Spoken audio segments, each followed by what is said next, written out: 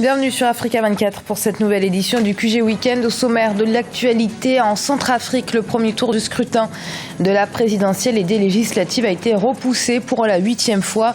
Le vote, rappelons-le, doit mettre un terme à 3 ans de violences intercommunautaires qui ont plongé le pays dans une crise sans précédent.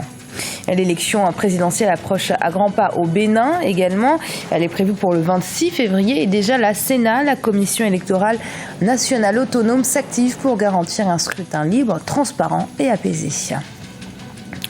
Les femmes contre la corruption au Gabon, elles se sont réunies pour débattre des solutions à apporter pour éradiquer ce fléau qui mine considérablement le développement du continent africain. Mais tout d'abord, le chef d'État guinéen Alpha Condé accorde la grâce présidentielle à 171 personnes, parmi elles de nombreux opposants au régime dont le plus connu est certainement Bahouri. Il avait été condamné à perpétuité par contumace pour atteinte à la sûreté de l'État. Celui qui est resté 5 ans en exil est désormais libre de rentrer dans son pays. Les autorités centrafricaines ont proposé la date du 30 décembre pour le premier tour des élections générales au lieu du 27 comme initialement prévu. En cause, le manque de formation des agents électoraux et des difficultés d'acheminement des bulletins de vote. C'est un sujet d'Olivia Yere-Dobré. Le Premier ministre centrafricain Mahamat Kammoun a annoncé jeudi 24 décembre que le premier tour des élections présidentielles et législatives, prévu ce dimanche 27 décembre 2015, serait repoussé de 3 jours. Parmi les raisons invoquées, des problèmes liés à la formation des agents électoraux et les difficultés d'acheminement des bulletins de vote à l'intérieur du pays. Ce report a été décidé suite aux difficultés de dernière minute afin de permettre une organisation réussie de ces élections. On a remplacé des membres des bureaux de vote par des enseignants, des infirmiers et des fonctionnaires. En 1 ou 2 heures, ils peuvent apprendre comment remplir correctement un procès-verbal. La validation de cette nouvelle date reste suspendue à une dérogation de la Cour constitutionnelle, reportée à plusieurs reprises du fait de l'insécurité persistante dans plusieurs zones de Centrafrique. Le scrutin devrait finalement avoir lieu le 30 décembre 2015, d'après l'autorité nationale des élections chargée d'organiser le vote. Sur le plan logistique, l'organisation des élections est un défi.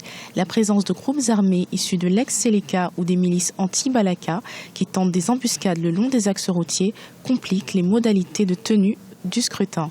Ce sont des jours qui vont permettre juste de régler la question logistique et technique, mais sinon au niveau de la préparation, les jours ne seront pas suffisants, surtout que les préparatifs et puis la campagne ne s'est pas déroulée normalement dans tout le pays. Espérons que, compte tenu des reports qui ont été dans le passé, que ça pourra être suffisant. Mieux vaut une élection qui se passe assez dans les temps plutôt qu'une élection qui est programmée indéfiniment. Quelques 10 000 casques bleus de la force MINUSCA sont mobilisés pour assurer la sécurité du vote et aider à l'acheminement du matériel électoral. La force onusienne a précisé que des mesures avaient également été prises pour protéger les candidats en campagne. Et après l'annonce de ce nouveau report, certains candidats à l'élection présidentielle centrafricaine n'ont pas tardé à réagir.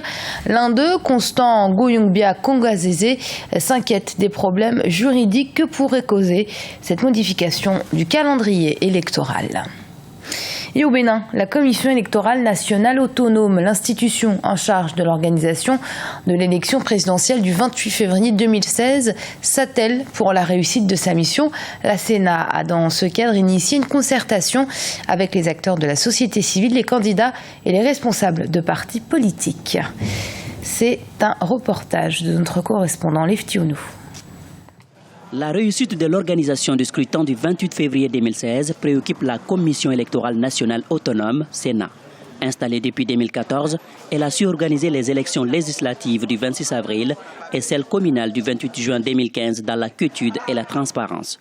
En vue de parvenir à un meilleur résultat pour la présidentielle de 2016, la CENA s'active pour échanger avec les principaux acteurs du processus électoral. La nécessité d'un dialogue permanent entre toutes les parties prenantes, puisque notre objectif véritablement, c'est de pouvoir organiser des élections transparentes, crédible. L'élection présidentielle du 28 février 2016 constitue un important rendez-vous de l'histoire politique du pays. Elle va en effet marquer une alternance au sommet de l'État béninois. Au nombre des points qui ont été débattus au cours des échanges figure l'exploitation des nouvelles technologies de l'information et de la communication pour la transmission rapide des résultats de cette présidentielle. Cette sortie de la Sénat contribue effectivement à rechercher effectivement un certain nombre de célérité, de professionnalisme dans la délivrance des résultats des élections dans notre pays. La Sénat a par ailleurs fait part d'une innovation qu'elle voudrait suggérer dans le cadre du traitement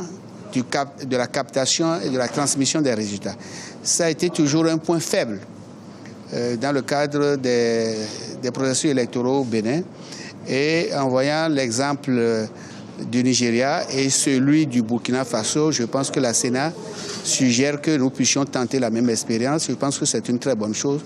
Nous sommes en cours de discussion. Une kyrielle d'amendements a été formulée par les participants pour permettre à la Commission électorale nationale autonome de réussir la mission qui lui est assignée. Rappelons que la Sénat prévoit rencontrer les différents acteurs politiques après le dépôt des candidatures prévues du 9 au 12 janvier 2016. Au Malawi, 63 fonctionnaires soupçonnés d'avoir détourné des millions de dollars de l'aide américaine à la lutte contre le VIH-Sida ont été suspendus par le ministère de la Santé. L'enquête pour déterminer les responsabilités de chacun est en cours. L'investigation a été lancée après une lettre d'alerte envoyée par le Centre pour le contrôle des maladies indiquant que des fonctionnaires du projet VIH-Sida détournaient l'argent destiné à ce grand programme. Le rôle de la femme dans le développement du continent est loin d'être négligeable. Elles font en effet preuve d'un esprit d'initiative et de création à même d'aider l'Afrique à relever les multiples défis de ce 21e siècle. Preuve en est avec cette association de femmes gabonaises qui s'est réunie pour débattre de leurs responsabilités dans la lutte contre la corruption. Un reportage de Douglas Toutoum, notre correspondant au Gabon. Comme partout ailleurs, la corruption est une réalité au Gabon. Le pays multiplie des stratégies pour endiguer le phénomène, mais à la réalité des faits, il persiste. Récemment, à Libreville, les femmes se sont réunies pour évoquer leurs responsabilités dans la lutte contre la corruption et le blanchiment des capitaux en milieu professionnel. Au Gabon, la corruption s'observe aussi bien dans la rue que dans les administrations. Il est important de changer le rapport entre les hommes et les femmes et l'argent. Que cet argent public soit effectivement utilisé pour le financement des politiques publiques. Parce que nous avons mené une enquête, une mini-enquête qui a démontré par exemple que les femmes sont très dépensières. Si elles sont très dépensières, c'est-à-dire qu'elles peuvent influencer leurs époux vers des actes de corruption. L'Afrique en général et la région d'Afrique centrale en particulier est gangrénée par la corruption. Pour lutter efficacement contre ce phénomène, le Gabon a mis en place la Commission nationale de lutte contre l'enrichissement illicite.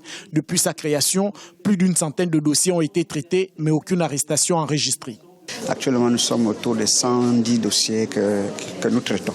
Et autour de ces 110 dossiers, nous avons rejeté au moins 14-15 dossiers pour manque de preuves. Et les autres dossiers, nous continuons. Actuellement, nous sommes à presque 4 dossiers que nous avons à la clôture, qui sont prêts à, si l'on peut le dire, à être transmis au parquet de la République. Au Gabon, les femmes représentent 52% de la population nationale. C'est à ce titre qu'elles sont concernées au premier point par la lutte contre la corruption et le blanchiment des capitaux. L'indice de perception de Transparency International place le Gabon parmi les moins touchés par la corruption. Cependant, l'Afrique centrale et l'ensemble de l'espace EAC perdent chaque année 40% de ses ressources à cause de la corruption. Selon les spécialistes, environ 55 milliards de dollars US en flux financiers illicites quittent l'Afrique pour d'autres continents. Et ce journal a été préparé par l'ensemble de la rédaction. Merci de l'avoir suivi. Restez sur Africa 24. Dans un instant, une nouvelle édition de l'information.